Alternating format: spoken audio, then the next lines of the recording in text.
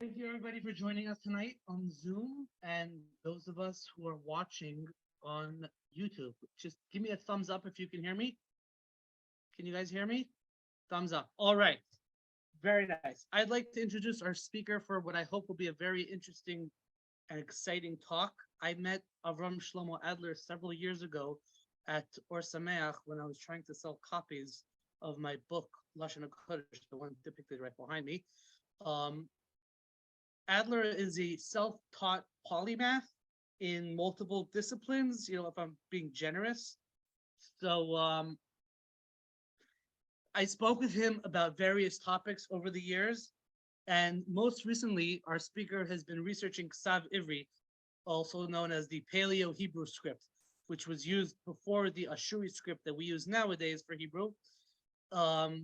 The Ktav Ivri is a sort of precursor to the English alphabet and to other alphabets that are used around the world. I have a whole appendix in my book dedicated to the topic of which scripts were historically used for writing the Hebrew language and what changed. So tonight's topic is going to focus specifically on the Ivri script.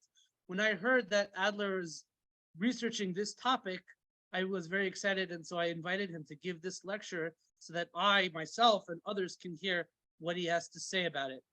Just for housekeeping issues, for technical reasons, we won't be able to display images during the Zoom meeting. So I encourage everybody to download Adler's book so that you can see what he's talking about for yourself without relying on his descriptions. I will place a copy of the link to download that book in the chat box. So in a moment, you'll get the link in the chat box. You can download it there and you'll see the images and pictures that he might refer to in his lecture. If anybody has any questions, feedback, if anyone is interested in being updated about future events or has ideas for future events, you can contact me via email. My name is Reuven Chaim Klein, and my email address is historyofhebrew@gmail.com. That's historyofhebrew as one word @gmail.com. Before we start, I just wanted to thank Rabbi Reuven and Leah Subar for virtually hosting this session, and Hagoin Harav Hamiti Zev Trank for physically hosting this session. And without further ado, ladies and gentlemen, the Adler is in the building.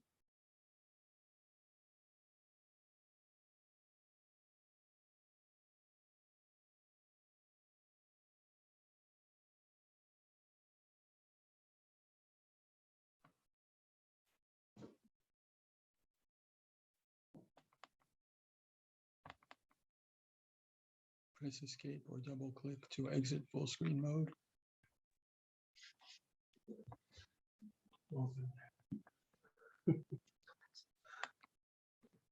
That's me. Looks like me. Yeah. Okay. Shalom Aleichem, Afreilchen Chanukah.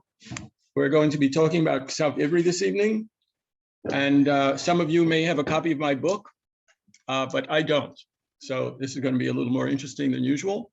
And I have here right in front of me 4 real live students. There may be more coming, and maybe some will leave in the middle. But this is Hanukkah. So even though we're talking about Ktav Ivri, and most discussions of Hanukkah have nothing to do, seemingly, with Ktav Ivri, anyone who gives a shir or a drasha should be used to connecting whatever they're going to talk about with whatever the day is that they're speaking on. So 8 is a very important number in Jewish tradition. And Hanukkah, of course, has to do with 8 lights.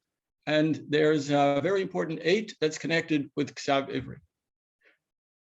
Ivri. There are 7 heavenly bodies that are readily observable: the sun, the moon, Mercury, Venus, Mars, Jupiter, and Saturn, that move with respect to each other. And then there's another group of heavenly bodies, the fixed stars, that don't move with respect to each other. That's the 8th level. That's when Hashem tells Avram Avinu to go out and count the stars. So shall your children be for greatness. The greatness of the children is not in their visible number, but in their seder with respect to each other, and with their seder with respect to the Derech Hashem. So we'll see in this talk that astronomy is a very significant factor in the creation of Ktav Ivri. So the first thing we should do, in addition to a nice connection between Hanukkah and our subject, is say something from some of our sages. I met the last personal secretary of the Chofetz Chaim. The Chofetz Chaim is probably the most universally loved and respected rabbi of the last several hundred years. And the second of the three things that he taught me in the name of the Chofetz Chaim was a true teacher of Torah encourages his students to ask questions and is not afraid of apparent contradictions. So if any of you sitting here in front of me, but not in front of the camera, or out there in Zoom land, have any questions or see any contradictions in what I say, I hope that you'll speak up or contact me directly. One of our great rabbis used to begin every shiur with a joke. So it's an old joke, but I'll say it. There are two people walking in the countryside in New York. One is an ordinary, thoughtful, intelligent person, and one is a scientist. Some scientists are actually thoughtful, intelligent people. But in this case, the ordinary, thoughtful, intelligent person looks out over the grassy hill and he sees something there and he says, I see a brown cow. What does the scientist say? He says, I see what looks like the side of a cow, and the side that I see is brown. This is the so-called scientist. We are not going to be talking like that in this year. If we see something that looks like a brown cow, that's what we're going to call it. Now, it might be that it's just animatronics, that it's something fake, that it's something unusual. But the first understanding is that it's a brown cow. And if we find out something more than that, we'll plug that into the picture. So the first thing we need to look at is the name Ktav Ivri. What do we see in this name? We see that it's not called Ktav Adam, not called Ktav Noach, not called Ktav Abraham. It's called Ktav Ivri. So where do we have this expression before Ktav Ivri? Any hands here? Or Ivri, where do we have Ivri before? Yosef, right. Yosef, Ivri, and before that? Abraham. Abraham Ivri. Why was Abraham called Abraham Ivri? The sages of the Talmud say was three things. One was that he came from the other side of the Euphrates, from the area of Harran. Another was that he stood on one side, and the whole world, when it came to Derech Hashem, stood on the other. And the third was that he was connected with the school of Shem and Ever. He was actually a descendant of Ever. So it may be that when the sages of the Talmud call this system of writing Ktav Ivri, they have something similar in mind, that it came from the area of Harran, the other side of the Euphrates River, that it was unique in the world. It stood on one side as far as writing systems are concerned, and all other writing systems stood on the other side. And it had something to do with Ever and his school. So what was going on in that part of the world at the time of Avram Avinu? My sense is that this system of writing originated in the time of Avram Avinu. And what evidence do we have of that? First, we'll look at the first letter. But before we look at the first letter, I'll give you a sense of how I got involved in this. All of us know the Aleph base, and some of us may have seen studies like the study of Professor Dembski of Bar-Ilan University, who groups the letters, the first several letters, and says they have to do with the home. And then he makes other groups of letters like Mem and Nun, they have to do with water. And he makes several other groups like this. Now, if you look at that, the second letter is Beis, which certainly has to do with the home. And the fourth letter is Dalet, which certainly has to do with the home. But the third letter is Gimel. And there is a word Gog, which certainly has to do with the home or the house. And Gimel, whether it's a camel or a throw stick, has nothing to do with the home or the house. So I was looking through the letters, and since there's a reference to Ktav Ivri in Megillah, and I, as a Daf Yomi person, was learning Megillah, and Ktav Ivri is mentioned in Megillah. In fact, Rabbi Yossi ben Halafta, one of our greatest sages, says that everything was in Ktav Ivri up until the time of Ezra. The 10 Commandments were given in Ktav Ivri. Everything that was written before that, as far as the Jewish people were concerned, according to Rabbi Yossi ben Halafta, was written in Ktav Ivri. So that got me interested into looking at the specific letters. So I saw Aleph. Aleph, the first meaning is probably horned cattle. So this seems to be saying that our ancestors had some connection with horned cattle. Base is a house, so they lived in houses. They could have lived in mud huts, but house. The third is Gimel, which I assumed, contrary to what some Egyptologists say, has to do with camels. The Egyptologists say it has to do with the throw stick.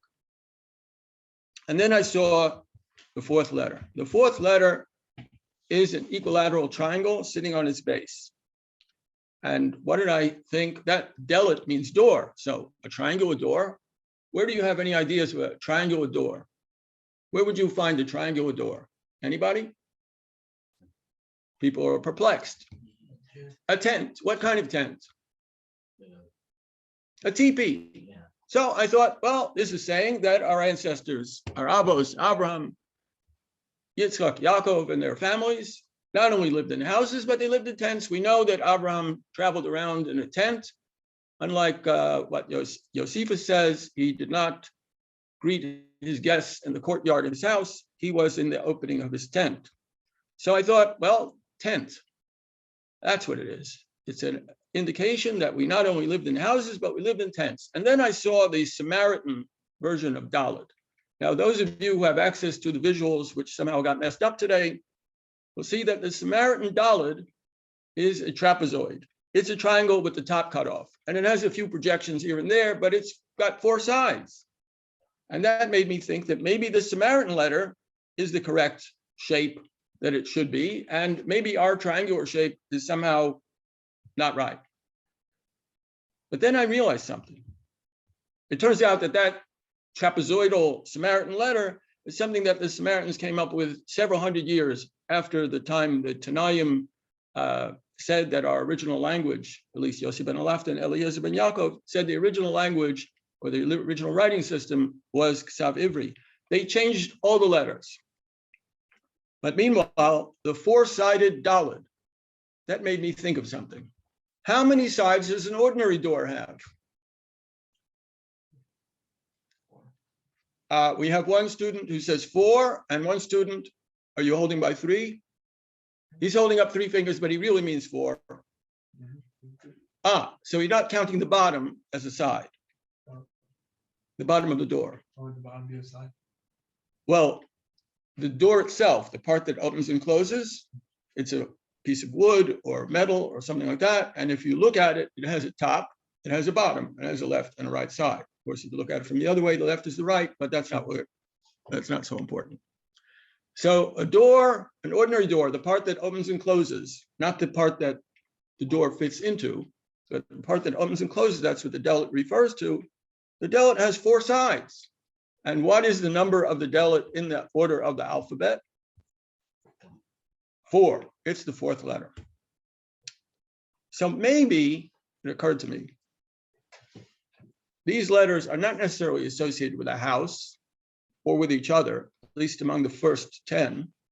Maybe they're associated with the number that's most closely associated with that word or that letter. So let's go back to Aleph. Why would Aleph be the first letter? How is that related to Hanukkah? I don't think I put this in my book. How is Aleph related to Hanukkah? How many Alephs are there in the word Hanukkah? But so if you look at the Ktav Ivri Aleph, it doesn't look like an Aleph today. Those of you who have a book can look at the table that has all the Ktav Ivri letters in one place.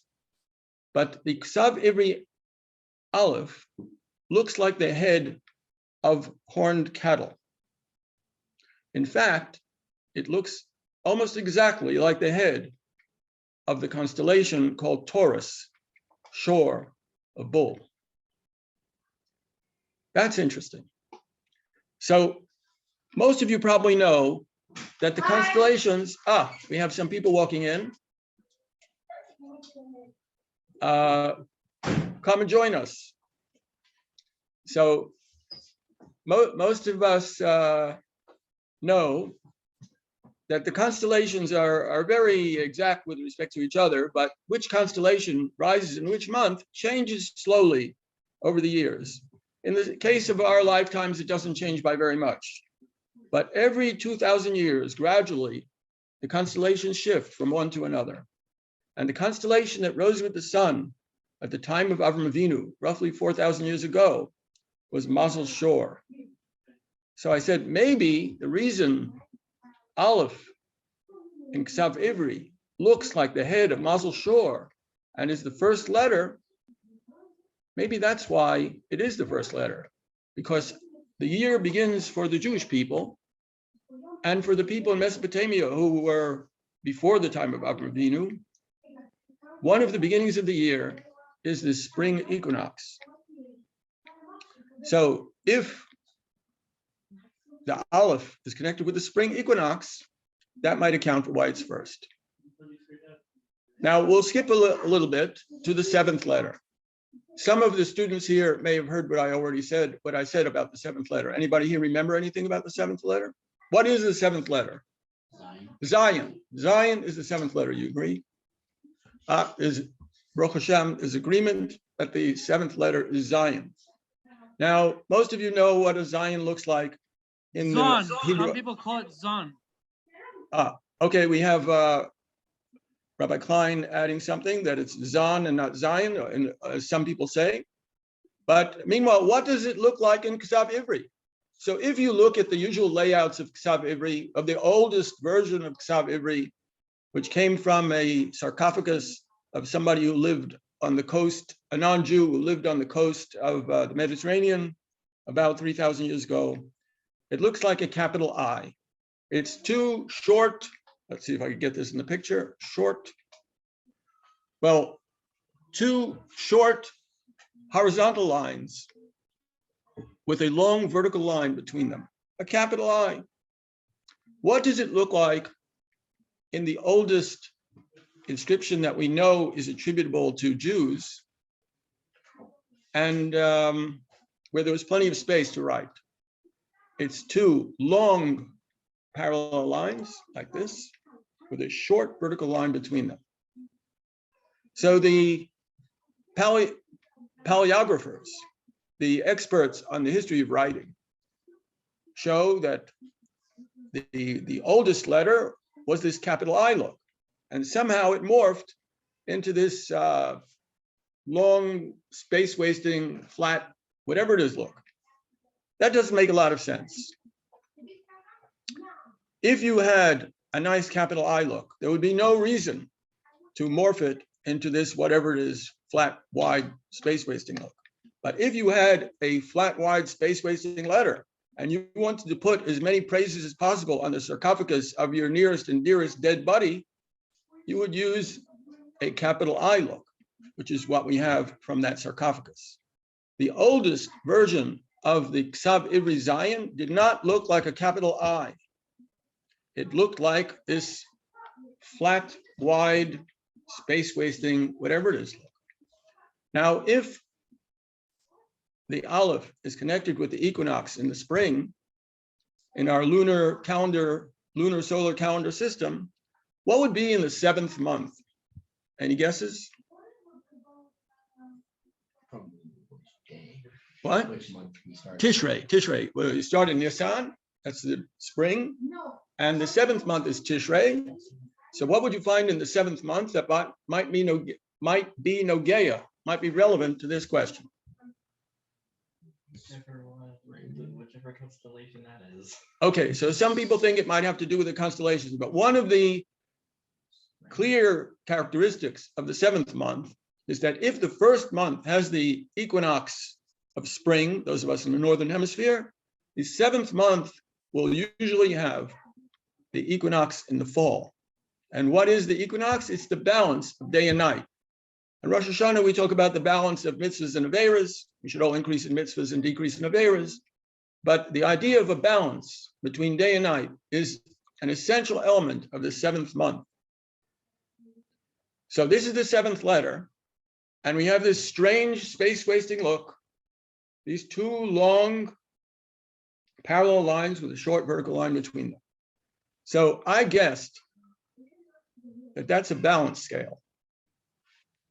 It doesn't look like a capital I, but it seems to me that it's most likely a balance scale. Not a balance scale like the constellation Libra that we have today. The constellation Libra might not have been known, probably was not known as such 4,000 years ago, but a balance scale like our shepherd ancestors, who were also merchants, traveling up and down the mountains, depending on the season, and selling things that they got in the mountains to people who lived in the valleys. So when they sold things by weight. Or one of the ways to sell things is to sell things by weight. If you're selling sheep, you might sell them by number. But if you're selling wool or grain or wood or copper ore or something like that, you would sell it by weight. And you would put a bucket of whatever it is on one side that you're selling and a bucket of whatever it is that you're buying on the other side of your balance scale, maybe some holes to save you time in estimating the weight, and maybe some weights to put into the different buckets to figure out just how much you got there. And there you have a balance scale. So it seems that the number 7 in the case of the Zion and the shape of the letter is related to the 7th month, to the balance scale. So let's go to the 9th letter. So the 9th letter, does anybody know what the 9th letter looks like in Ktav Ivri? Wow, we have somebody here who has an actual phone, maybe could look them up. And a circle with an X in it.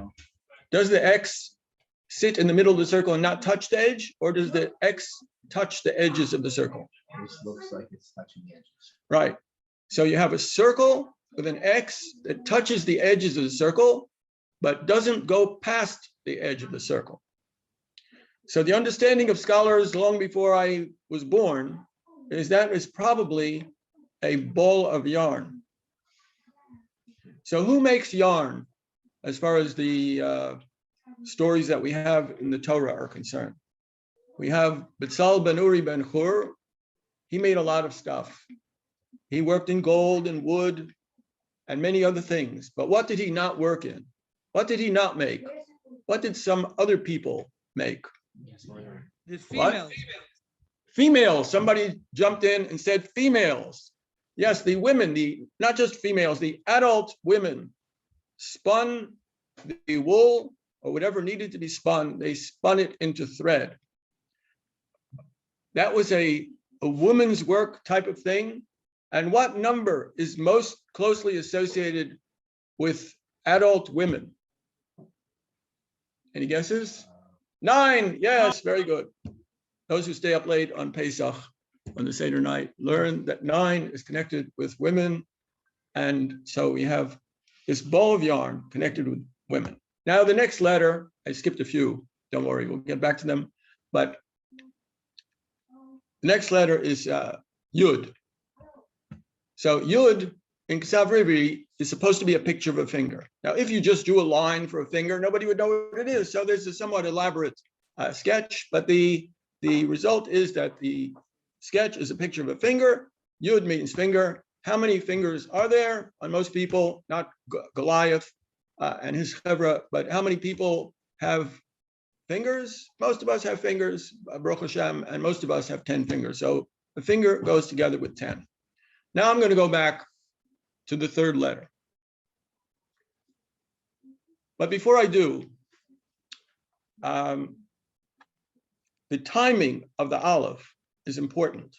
The head of Mazel Shor connected with the equinox in the spring, not 2,000 years ago, not 3,000 years ago, but 4,000 years ago. What do we have in the Torah that suggests that a writing system was in the hands of Avraham Avinu at the time he left Harran? So, what? A deed, yes, a deed. So when he sent his chief assistant, domestic Eliezer, to find a wife for Rivka, the Torah says that Damascus Eliezer was carrying all the wealth of Avraham Avinu in his hand. And Rav Chelbo says, what does that mean? What does it mean he's carrying all the wealth of Avraham Avinu in his hand? Did he have a bunch of diamonds in his hand? There were no diamonds in those days as far as we know, but what did he have in his hand? He had a document in his hand, a star. And what did the star say? The star said that he's going to give essentially a large amount of money for this bride for his son Yitzchak. What else does this mean? It means that when Avraham Avinu wrote that star, that document, he understood that the people on the other end could read it. That means that he understood that when he left Harran, he had that writing in his hand. And the people in Harran, in the neighborhood of Harran, could read that writing. So by the standards of the scientists, the one who sees this side looks like a brown cow, this might be a bit of a stretch. And by any standard, it's an element of conjecture. But this is what we have to go on at this point. We have the timing of the Aleph, and we have the timing of Avraham Avinu leaving Harran, which are about the same. Now we're going to look at the third letter. The third letter is Gimel. Anybody have a question, whether it's Gimel or some other letter? No, Gimel. Okay, might be Gimel or Gimel. That's very good because it might have, it does have actually two sounds. Very good, very good. So the Egyptologists say that Gimel is a throw stick. The throw stick is an ancient word. It sounds just like Gimel, Gamal, the camel. It is found in ancient writings, but it's nowhere in the Bible. And our avos generally didn't kill birds with throw sticks, because if they did, they couldn't eat them. I mean, maybe they would go after a non-kosher bird, a vulture or something like that, and throw a throw stick at it, but I think they'd find some other way to get rid of the vulture. In any event, throw sticks not mentioned in the Bible at all. Camels are mentioned repeatedly. Now, for a very long time, close to a century, the experts, the Egyptologists, the archaeologists looked at this Gimel and all these stories of camels in the Bible, and they said, there are no camels inscribed in the tombs of the pharaohs or their assistants.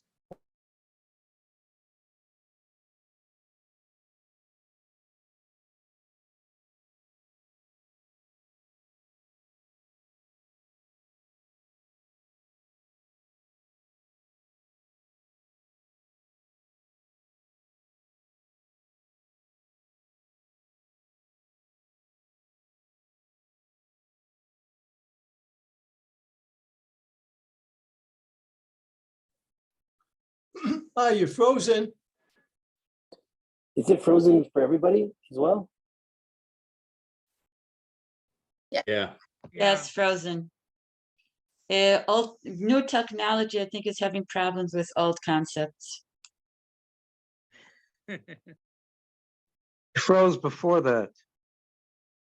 Egyptologists said there was no record of camels in Egypt.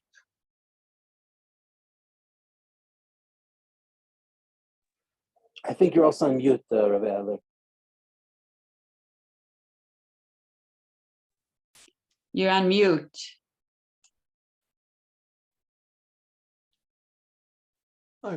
You're still muted. We want to hear you. Wait. So we have somebody here who is adept. Of course, nobody can hear me say this, but The last thing we heard was you were talking about the absence of camels. right. Can you hear me now? Yes, now we can hear you. Yes. Okay. Okay. So just over a year ago, a very scholarly book was written by some scholars in Europe. One a paleozoologist, and one a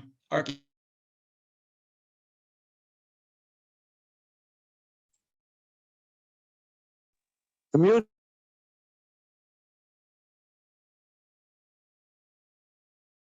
You got muted again somehow.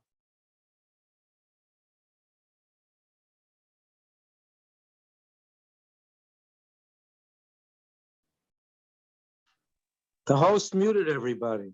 No, chas v'sholom. You're Nothing back. happened. You're back. We can hear you again. Okay, we're back. Okay, so this very nice book, Camels in the Biblical World, showed that Bactrian camels were domesticated many centuries before the dromedary camels that we associate with this part of the world.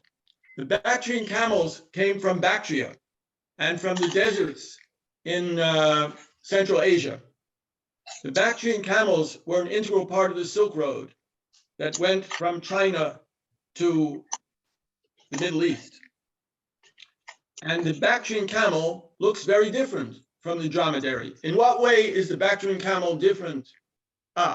So it has two humps. Yes, very good. The Bactrian camel has two humps. Did you know that the Bactrian camel has two humps? Yes. So all the students here are in agreement that the Bactrian camel has two humps. And are those humps big or little? I actually had a picture of a Bactrian camel. What?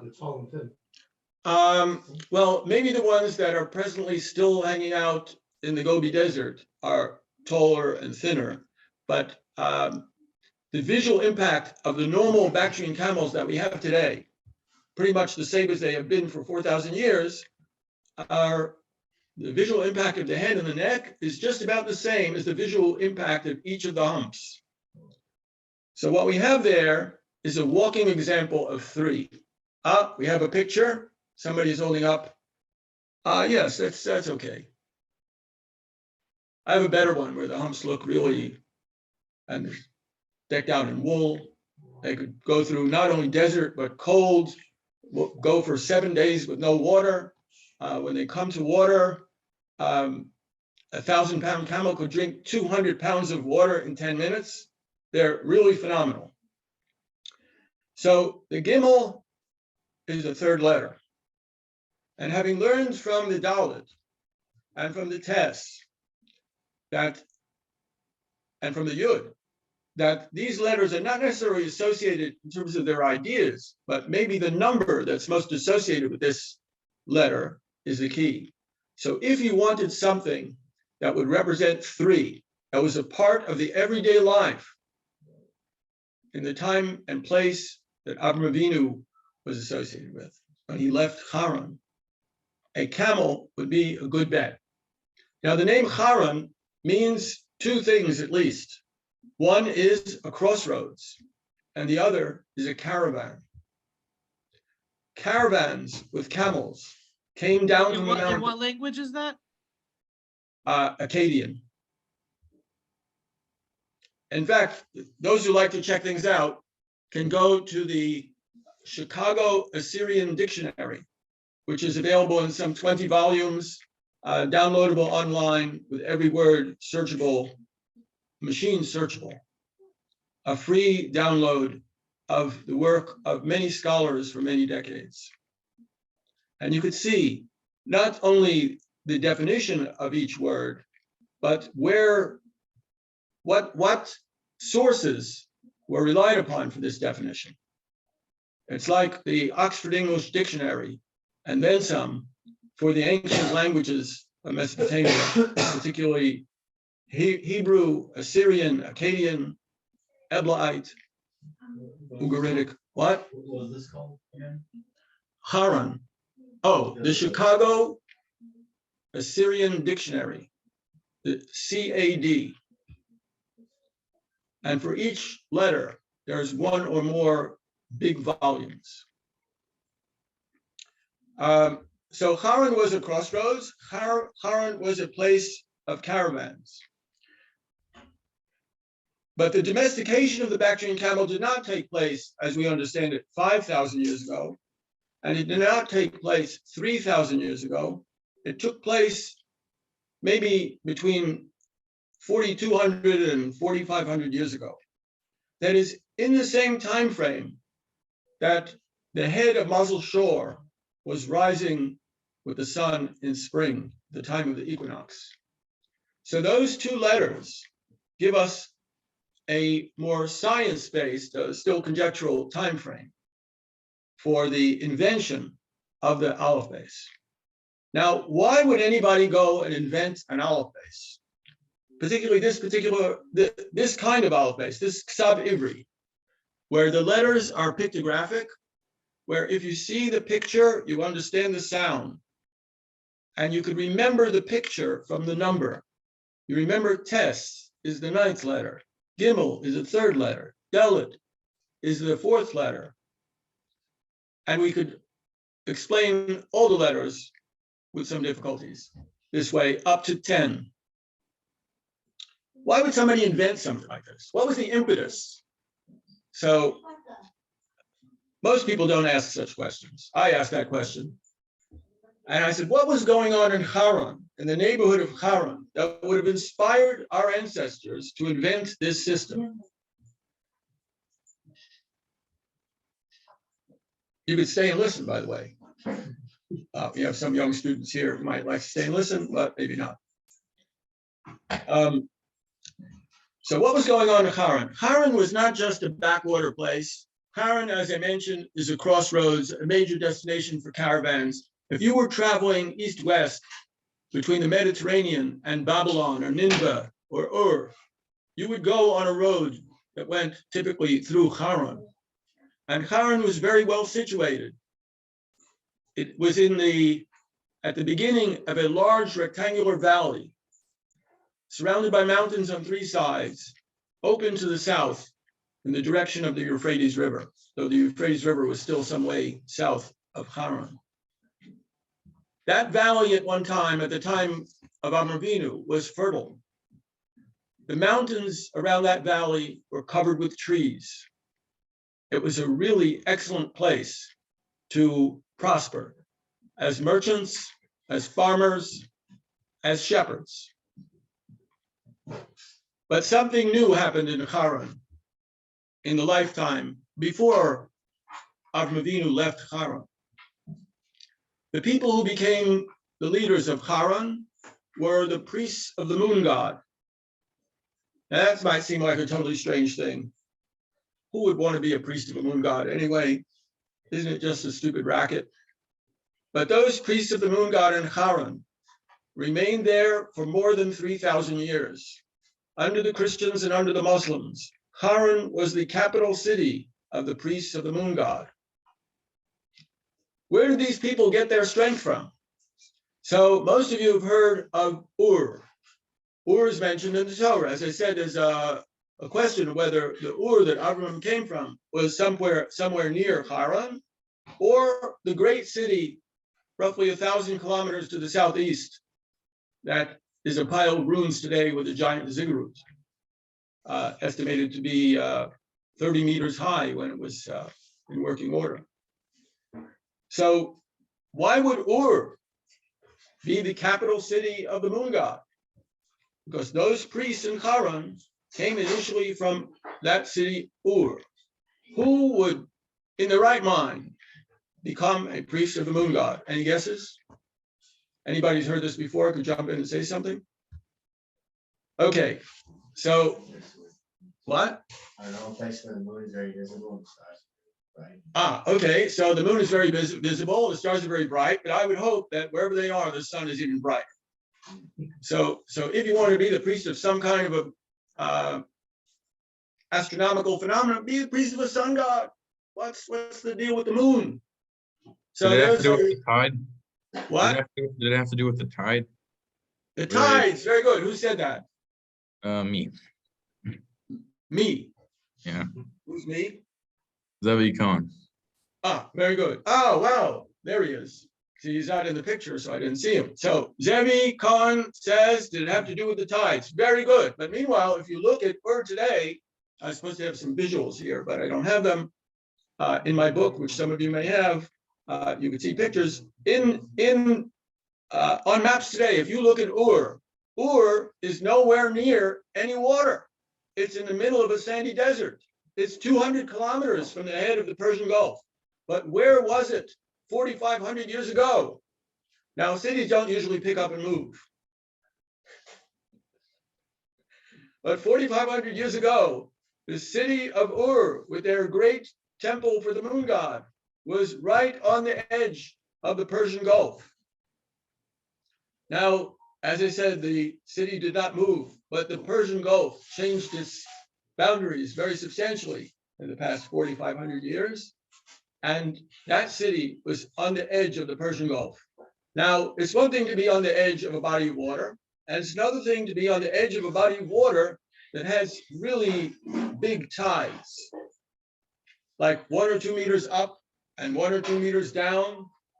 The Bay of Kuwait, which is now at the head of the Persian Gulf, has a 4-meter spread between high and low tide. 4 meters is not a trivial amount.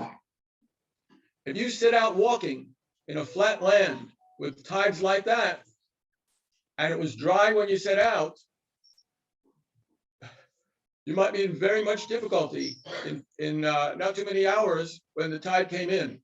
If you set out in a boat in the Persian Gulf and you didn't know what the tides were, you could be heading out to sea, and meanwhile you'll be washed 100 kilometers up the river by a tidal bore. What is a tidal bore? A tidal bore is a wave. The tide doesn't just rise gradually, it rises with a wave that's even higher than the tide itself, that rushes up the river, and in some places in the world, you could actually surf a tidal bore. So the land around that ancient city of Ur, which is now a pile of ruins in the middle of the desert, was very flat, marshy land. It was critical for the life of those people to understand the tides. And what did they discover, as Rabbi Trank said? The tides are connected to the moon. The most influential heavenly body when it comes to the tides is the moon. The sun is also important. So these people in Ur, these were the Sumerians. These people became experts on the movements of the moon and the sun. And they saw there were other heavenly bodies moving also. The planets that we mentioned at the beginning, because this is Hanukkah, we mentioned the planets, the moon, the sun, and the fixed stars. They became experts in astronomy. They became experts in mathematics. And then they got a little lost. They became experts in astrology. They began to attribute everything to the position of the stars. The position of the stars, for example, when a person is born. And since they were very good at predicting the positions of the planets and the stars and things like that, it was very impressive. They may have actually believed this themselves. So some 100 years or so, or 200 years or so before the time of Avram Avinu, that great temple, I shouldn't say great, that temple, very big temple in Ur on the edge of the Persian Gulf was attacked. The walls of the city were attacked. The moon god priests had to move. And the moon god priests moved to a city that was an outpost of Ur.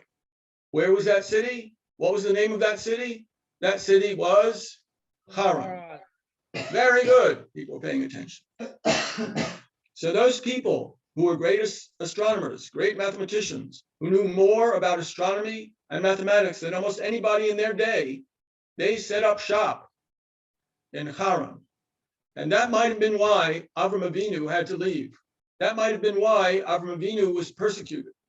And that might have been why the school of Aver, the school of the students of Shem and Aver, made a special effort to resist them. So to resist the priests of the moon god. So how could they resist them? They had to make sure that our traditions of the way the world works were conveyed to everyone in our community, to the adults and to the children. In those days, almost very few people could read and write. There were scholars, expert scribes who could write in cuneiform, where there are hundreds of different characters, a different character for every syllable. It took a long time to learn to write this and a very long time to read it. So the people who were the students of Aver in Harran, in the shadow of the moon god priests, had to come up with a method of communication that everyone could learn quickly. They didn't have schools for people to sit in for several years to learn. They were shepherds. They traveled up and down the mountains. So they got together and they invented Ktav Ivri.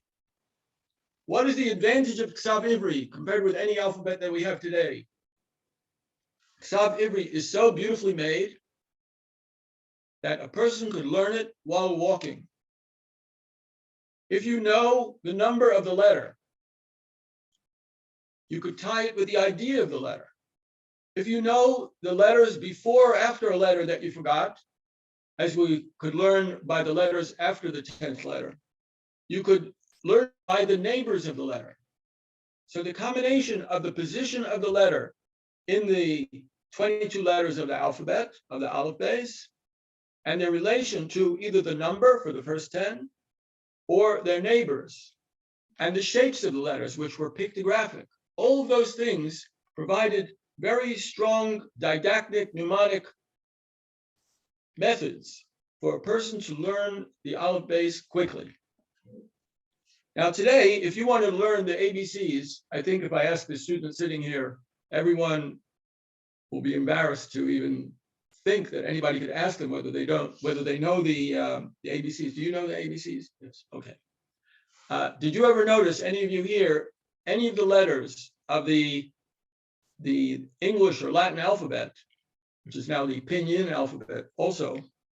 Pinyin is the letters that the Latin or English letters that they use in China to teach the Chinese children to read Chinese. So did you notice any of the letters in the English, Latin, Pinyin alphabet that resemble Ktav Ivri letters? Anybody? A, yes. The capital A looks like the Ktav Ivri aleph.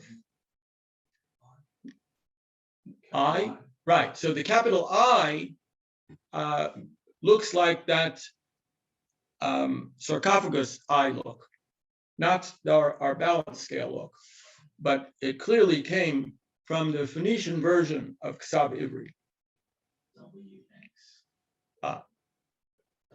Think of KLMN. KLMN is in the same order as Ktav Ivri, and if you look at the letters, you'll see that they're almost the same shapes. Those of you who study science or mathematics know a little Greek. Actually, if you come from Greece, you probably know a lot of Greek. So what are the first 4 letters of the Greek alphabet? Alpha. Alpha, beta, gamma, delta. Alpha, beta, gamma, delta. So that follows pretty much exactly aleph, base, gimel, dalet. And what does the delta look like? What does the delta look like in Greek? It looks like the triangle in Ktav Ivri. Just exactly the same.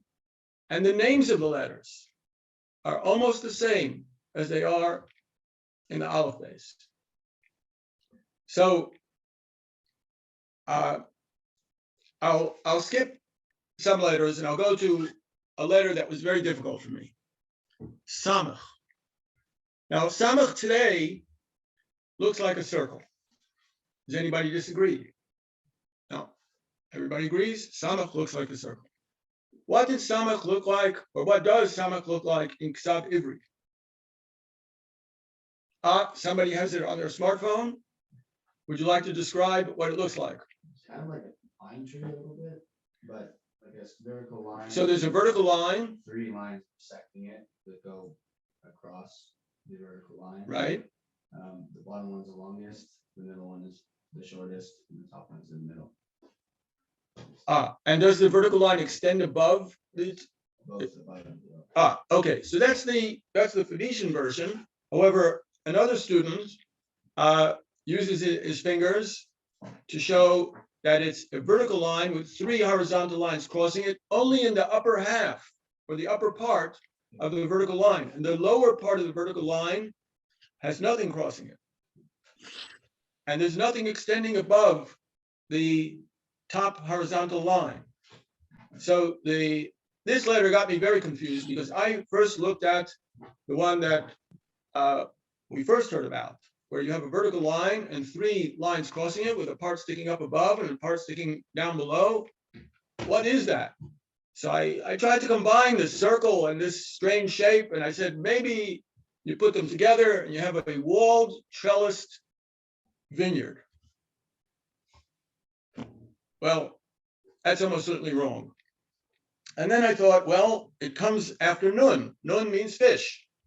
So maybe it's some kind of a trap for catching fish. And I contacted a scientist who was a specialist in the fish and the history of fish in Mesopotamian rivers to see whether there was a history of using traps for fish. And though there might have been such a history, the samach is not a picture of a trap for fish. When you see it the way it was described in the second case, as a vertical line with 3 lines crossing it at the top and the lower part unobstructed and nothing extending above, what you see is a picture of any guesses? Tree. You see a picture of a tree. It is a picture of a tree. It is not only a picture of a tree, but the most likely tree that it's a picture of is a cedar of Lebanon type of tree, where the branches extend horizontally. Wow, it's a tree. So I don't know where we're holding as far as time is concerned. Where are we holding? 10:27. What? 10:27. 10:27. So that great Chicago Assyrian dictionary, I used it to see whether there's a word for a word that looks like samach, that means tree, and there is. So there are many names for many different kinds of trees, but one of the trees that's found in the Chicago Assyrian dictionary is samach. Now I could go on and explain or try to explain the rest of the letters, and for some of them I have pretty good ideas, and some of them the ideas are not as good. The ones that I didn't mention, for example, are not as good as those that I did mention. But the idea of these stories explaining the background of the letters is not that they are necessarily and exactly the best description, but they are part of a didactic mnemonic device so that children and adults could learn this very quickly and absorb the Torah, which at that time presumably consisted of the first 2 chapters of Genesis, and use that knowledge to resist the priests of the moon god. So in our day, there are still people who believe in astrology. And there are even astrologers who still believe in astrology, which by itself is challenging. But we don't have to assume that these priests of the moon god understood that they were just peddling a lot of nonsense, because we have an example of something where well-intentioned people for more than 2,000 years were promoting something that was really bad. This is the medical profession following the teachings of Galen. And before Galen, Hippocrates. So the standard treatment for pneumonia, according to Galen, and apparently according to Hippocrates, was, does anybody know? Bloodletting. How much bloodletting? Was bleed them till they faint. Bleed them till they faint was the standard treatment of those who followed Galen and Hippocrates for more than 2,000 years. And what was the result of this bleed them till they faint treatment for people suffering from pneumonia? These were not priests peddling some nonsense to poor, ignorant people. These were doctors attempting to treat their patients. These doctors attempting to treat their patients killed millions of their patients with this idiotic treatment. In China, they did not use bleed them till they faint for the treatment of pneumonia. Apparently in China, some thousands of years ago, somebody did a test of the bleed them till they faint method and the acupuncture method. And what did they find? Acupuncture cures more people than bleed them till they faint. So the people in China, according to this understanding, dropped the bleed them till they faint idea and took up acupuncture. Now, what is the effect of acupuncture? I don't really know. But if the effect of acupuncture was 0, that it didn't make people better or worse, it was a lot better than bleed them till they faint. And if you think this is something from ancient history, a major scientific study was done of bloodletting for pneumonia. It was done now about 170 years ago in Vienna, not a backwater place. It was done by Joseph Dietl. And why did he do this? This is very important because we say, Ezehu Chacham, Ezehu Chacham, Halamed Mikol Adam, who learns from everybody. So a new hospital was set up in Vienna, the homeopathic hospital of Vienna. And the doctors would look in on each other to see how they were doing. The people who were doing the regular treatments from Galen looked in on the homeopathic hospital, and the homeopathic people looked in on the people who were using the Galenic treatments or similar things. And Dr. Dietl noticed that in the homeopathic hospital, the death rate was 5 to 7%. And in the regular hospital, it was 20%. So they weren't curing 80% of the people. It occurred to Joseph Dietl that they were killing more than 10% of the people. So he did a first-class scientific experiment with more than 300 patients, dividing them randomly into the two treatments. But he couldn't tell the sick patients that we're giving you nothing. So he said to them, we're giving you hay tea made from hay, the new treatment for pneumonia. And he found that those who received the standard treatment died at a rate of 20%. And those who received the hay tea, that is no treatment, died at a rate of about 7.4%. And he published a study, and it went out across the world. But even the best of the doctors, that's an expression some people know who've studied Kedushin, the best of the doctors go to Gehenna. That's what it says. Yehud ben Eli, in the name of Abu Guria, says the best of the doctors go to Gehenna, and the most kosher of butchers is Parnas Mamalek. So this study was done 170 years ago, and it took more than 60 years to clear the decks of that nonsense. So it may be that these moon god priests really thought that they were onto something in understanding that astrology was the real thing, and they pushed it successfully for more than 3,000 years until the Mongols came and destroyed the city and sent the people into slavery. So if anybody, so I'll finish at that point. If anybody wants the book, you could get it directly from me. That way you'll get the best version, and you can actually contact me and tell me what you think, both of my talk and of the book. My email address is avshadler, strudel or @ yahoo.com. And if you don't want to contact me directly, you could find one of my books in the National Library. If you go to the website of the National Library of Israel and search under the word myopia, which is my 7th book, and then sort by the most recent, you'll find my book. And on myopia, why some yeshiva students don't need glasses. A study that could have been done 20 years ago. A study that found very important things. Get rid of it if they have it. If they're an 8-year-old and they have 1 or 2 diopters myopia, by the time they're 13, it's very likely they could get rid of it. So you can find that book. You could look in the bibliography. You could see early versions of the book, and you could contact me directly and tell me what you think, not only of my 7th book, but of this book, my 8th book, coincident with Hanukkah, and in the merit of our growing in Torah and mitzvahs and being able to ask and sometimes even answer good questions. We should grow in all good things and see the coming of Mashiach Tzidkeinu Meir Remain Omein. If anybody has any questions, I'm still sitting here. I don't see anybody running to attack me. And I even have a glass of water. Baruch atah Adonai Eloheinu Cholam she'akol yeh b'varo. Can you talk about the question about the order of the letters, ayin and pei and ayin? Right. So there are some. So there are some small discrepancies in the order of the letters. I haven't analyzed that, but if you wanted to understand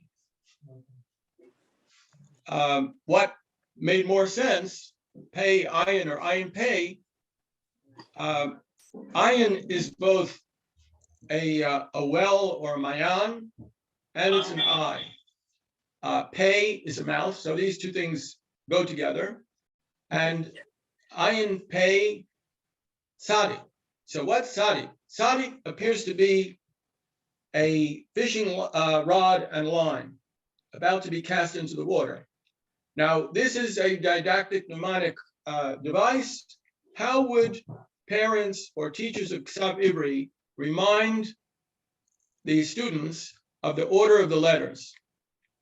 So if nun is a fish, and it's pretty sure that nun is a fish with its mouth pointing upward as it would be seen if it were caught by, wow, I see somebody that's familiar here.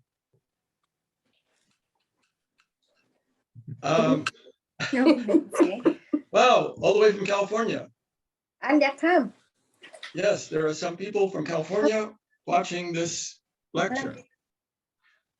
So one of them I know is a teacher. I'm from California. Yes.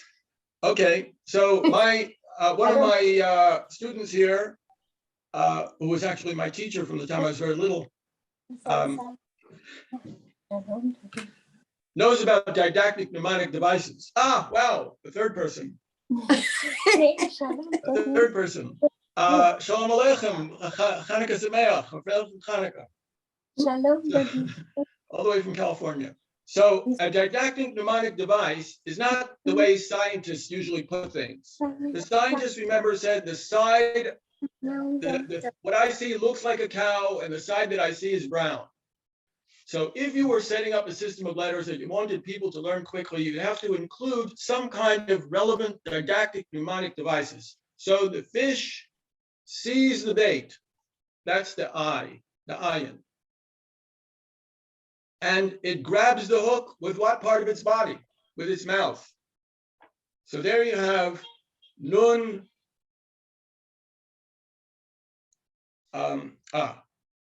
So it's nun samach ayin pei. So the samach is a tree standing by the water. Not only does it stand by the water, but if you see trees in the distance, it will tell you that you have some kind of an oasis or something like that. So a tree could tell you this is an oasis and not a mirage.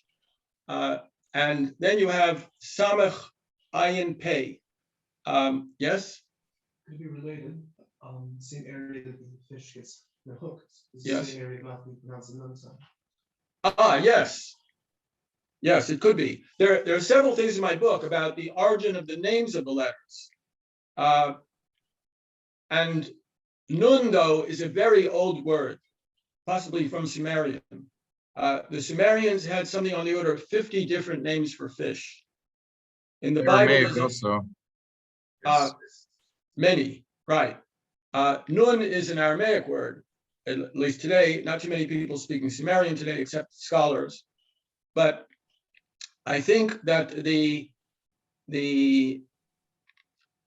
ayin, samach ayin pei, is maybe a remez to seeing the bait, catching the bait on the hook with the mouth, and then the person is pulling it in. What could happen if a person, God forbid, ate his fish too fast or her fish too fast? Well, you could, God forbid, choke on the bones. So what is the next letter after? This is where things get a little weak, just in case you want to shrug it up or you want to show a better way. It's very welcome. What's the next letter? Kuf. Q-R-S-T. You wondered where Q came from. Q came from kuf. So kuf sounds like cough. And if a person, God forbid, and what does it look like? It looks like a circle with a line going through it and extending below it. It looks like the head and neck. So it seems to be pointing to the place where you make the kuf sound. And it also is pointing to the place where a person could conceivably get a bone stuck in their throat. So this might be a possible didactic mnemonic technique for learning these letters. And again, anyone who wants to come up with a better one, you're welcome to do so. Any more questions? Yeah, you said that the Shem Aver came up with this writing system for it to be easy to learn. But yes, the language of Hebrew, was it around, or did they develop this as a language for whatever language that they spoke over there? Well, it appears from the letters themselves that much of what we understand to be Hebrew was already around, because they limited the number of letters to 22. And several of the letters have two sounds associated with them, which a native speaker of the language would be able to understand when you used one sound and when you used another sound.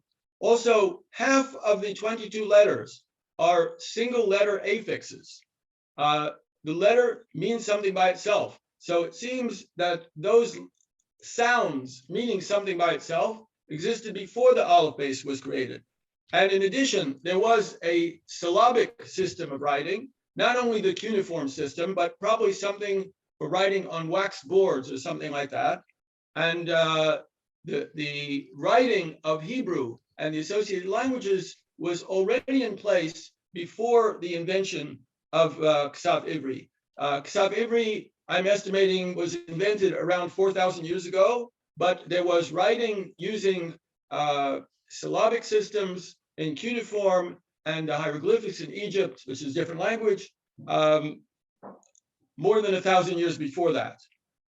So there might have been some adjustments in the language that coincided with the time of the invention of the aleph base, but the language, to a great extent, existed before this. And we do, of course, have words in the Torah from before Avram Avinu, and we even have the idea of Adam Rishon writing a book. This is the book of the generations of Adam. But it's a very good question, and a related question is, who, if anyone, helped to structure Hebrew the way it is? Because it has a very, very distinctive structure. And that by itself is another question, which I haven't answered yet. Any more questions? What were the 10 commandments written in? And when was the What? current? What letters were used on the 10 commandments? And So that's a very good when was question. the current Hebrew letter system invented? So there's a difference of opinion among our sages of the Talmud. Rabbi Yossi ben Halafta understood, as he explains in the section of the Talmud Megillah in the Yerushalmi version, he understands that everything was in Ktav Ivri up until the time of Ezra. And Eliezer ben Yaakov in Zvachim, Samach Beis Amid Aleph, just above the white lines, says that 3 prophets came at the time of Ezra. One said where the altar was. One said that you could offer sacrifices on the altar without the temple. And the third said that you could write the Torah in Ktav Ivri, in Ktav Ashuris, that is the aleph base similar to what we have today. So the understanding is that both Yossi ben Halafta and Eliezer ben Yaakov saw Ktav Ivri as the original language of the 10 Commandments, and from before that. But Elazar Amodai, who is also a Tana, but he's not quoted frequently on legal issues, halachic issues, he says everything was in Ktav Ashuris, including the 10 Commandments. Any more questions? Can you give us a brief outline about what happened to the Ivri script afterwards? Like, it was adopted by the Phoenicians, then the Greeks, and then it was sort of, Right. brought Right. into Romans, and then that it's sort of the precursor to our alphabets. Like, how did that work exactly? Right. So the Phoenician language is very close to the to Hebrew, and the Phoenicians used a convenient writing system that where a person could write. This is a very important issue that I didn't get to. That scientist and his brown cow question. If Ktav Ivri was invented, as I say, roughly 4,000 years ago, and the first evidence that we have in terms of physical, tangible things of the layout of the aleph base and pretty much the order that we have now came roughly 600 years after that. What about that 600-year gap?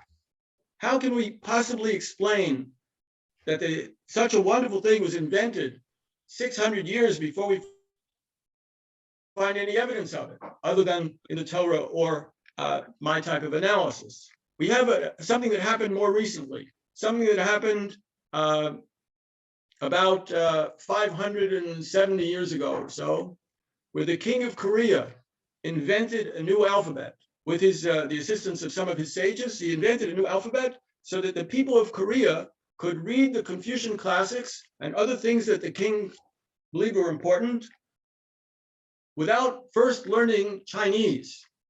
Chinese is a very wonderful writing system, but in order to learn to read it, you have to spend a tremendous amount of time. And most hardworking farmers and their families didn't have the time to learn Chinese. So the result was most of the people in Korea were illiterate. And to create a high level of literacy in his country, King Sejong the Great invented a new alphabet, which is today used by 80 million people.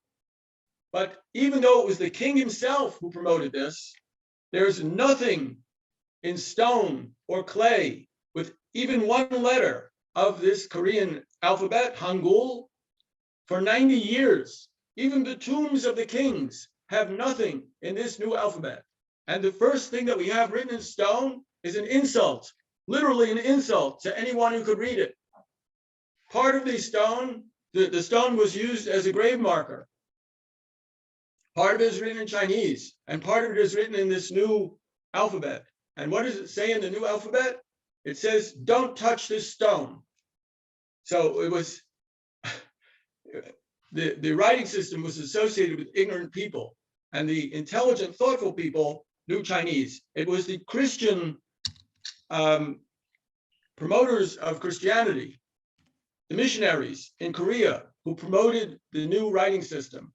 And it was missionaries, whether Jewish missionaries or Christian missionaries or Muslim missionaries, who promoted various versions of this writing system very effectively across the world. The Phoenicians also promoted it. They did business across the Mediterranean and even went beyond the Straits of Gibraltar. Have to talk to each other like that, amen.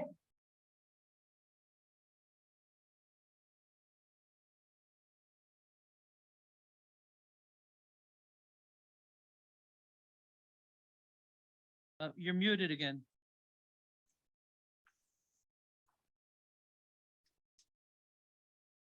You're muted. Everybody, okay, here. Oh, there you go. Hello? So the world owes a debt to the Phoenicians and to the Greeks. They picked up this idea and they spread it wherever they went. Other people also picked up the idea and spread it wherever they went. As a result, the Greeks developed their alphabet. And we should also mention, before the Greeks and before the Phoenicians, there were the people of Ugarit. For a very long time, the Egyptologists were saying, well, there's no evidence. And then a whole city was dug up in the coastal area of northern Syria, Ugarit. And they found literally on the order of 2,000 cuneiform tablets in cuneiform alphabets in the same order, pretty much the same order as the alphabets that we have today. And that's because apparently the political leaders of Ugarit pushed this new writing system. But it's clear to the scholars that the first alphabets did not originate in Ugarit. There's no development of the alphabets in Ugarit. It just started and went on for maybe 60 years or so, and then the city was burned. And thanks to it being burned, a lot of the clay tablets were baked very well and have survived as a result for 3,200 or 3,300 years. Any other questions? A lot of what you're saying, like let's say, for example, the way you understood the letter tes draws on the numeric value of the letter in the order of the alphabet as we have it. That's right, the first 10 letters. So what we colloquially call gematria, what's the earliest evidence we have that people were using gematria as a paradigm for understanding letters? And like, how do we know that people related to tes as related to the number 9? Well, the idea that tes is related to the number 9 comes from what tes represents. Tes represents a ball of wool yarn or some kind of yarn, and women make yarn, they spin yarn. It doesn't have anything to do with gematria. And we could see in the Torah itself that I believe in every place where a number is mentioned, the number is spelled out and is not given as single letters. You may know particular Yeah, places where this is not true. exactly. It's spelled out in words. It's not. That's right. That's right. It's spelled out in words. So there are a lot of things that we have these days that were not around in the time of Yossi ben Halafta, but many people think that they were around. And one of them is the understanding of the shape of the Zohar, of the Zion in the Zohar. So maybe I shouldn't discuss the Zohar because it's a controversial issue, but anyone who wants to can look at the description of the Aleph base in the first chapter of the Zohar.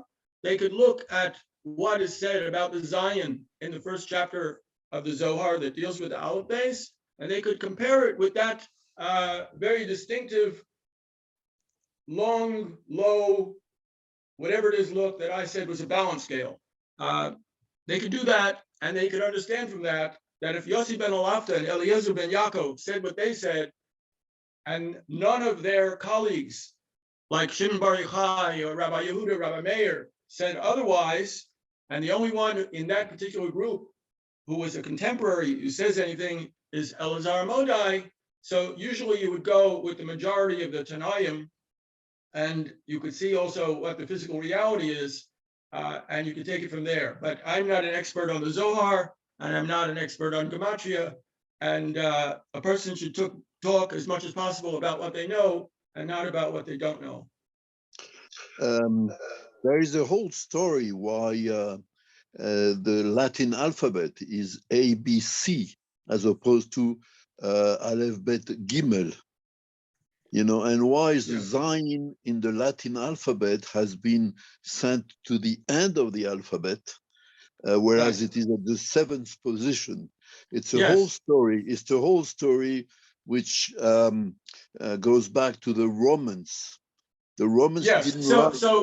So as I said, this alphabet, the Aleph base, was invented for people who spoke Hebrew or something close to Hebrew. And in Hebrew, you could understand the vowels for the most part from the consonants and from the context. But in Greek, you can't understand the vowels from the consonants and from the context. And so the Greeks and the Romans and others who picked up this general idea had to add additional letters. So they added additional letters wherever they saw fit. And as a result, the Greeks kept the names of the letters, so the names didn't mean anything to the Greeks. The only alphabet where the name fit the picture and the sound and the order is Ktav Ivri. Even Ktav Ashuris, the Aleph base that we have today, it's a straight memory task to learn the letters. Whereas Ktav Ivri is, as I said, a really beautiful, ingenious invention that was designed so that ordinary people, adults and children, could learn it even while walking. As far as reading it, they could learn it while walking. And as far as writing it, they could learn it very quickly as well. They did not write on clay. They did not carve in stone. We have a 250-word description of how Avram Avinu bought the Me'aras HaMachpelah, the burial place for Sarah. 250 words is not a mention of a single written thing. The agreement was made before the community. Nothing was in writing. The money was exchanged. The agreement was made. When Joshua wrote the whole law, he wrote it on plaster on rocks, not carved into the rocks themselves. The carving into rocks is very expensive. Now, I didn't mention the wonderful finds in the Sinai Desert. More than 100 years ago, there was some kind of writing, it's called Proto-Sinaitic, found in the Sinai Desert. And they have, among other things, a letter that some people say is the predecessor or the precursor of the letter Hey. And that letter looks like a person in exaltation. If you look at the letter Hey in Ktav Ivri, you'll see that it has absolutely nothing to do with a person in exaltation. And the people who wrote those inscriptions in the Sinai Desert and other places in Egypt were people who were carrying, they were miners. There were people who were carrying metal tools that could carve in stone.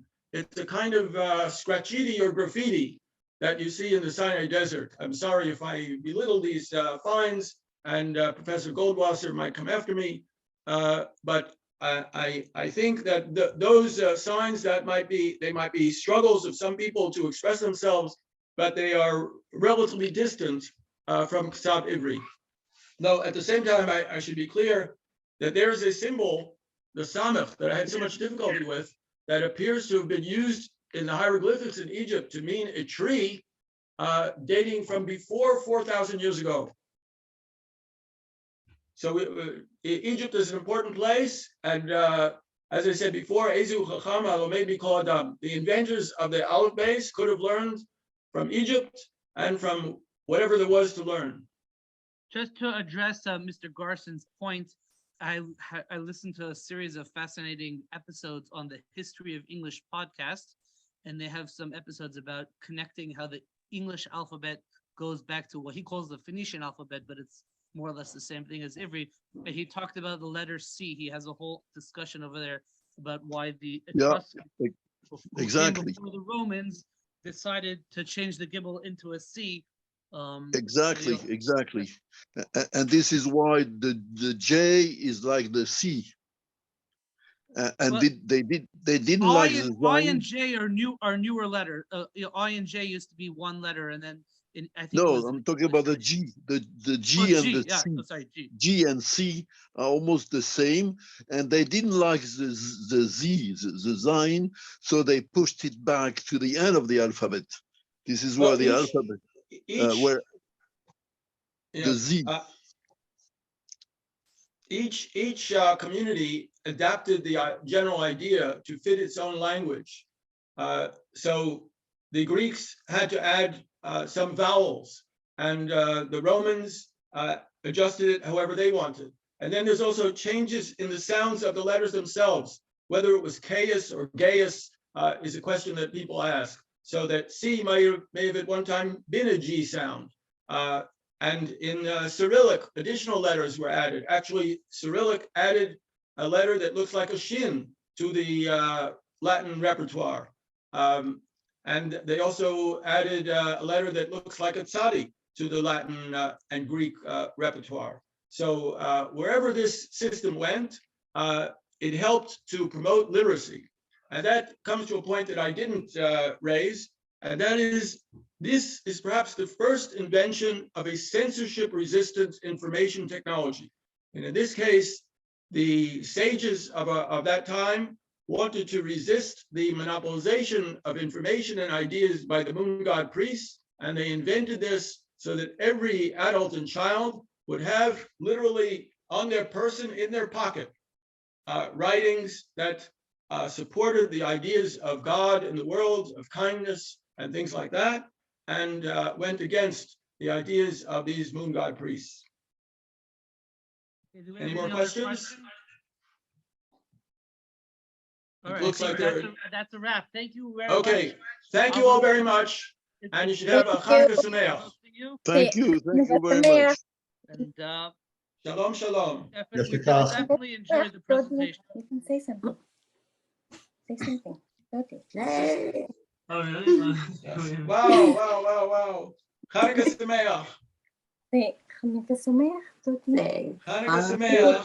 Tודה, Dodi. Wow. תודה. Hanukkah Sameach. Shalom. שלום.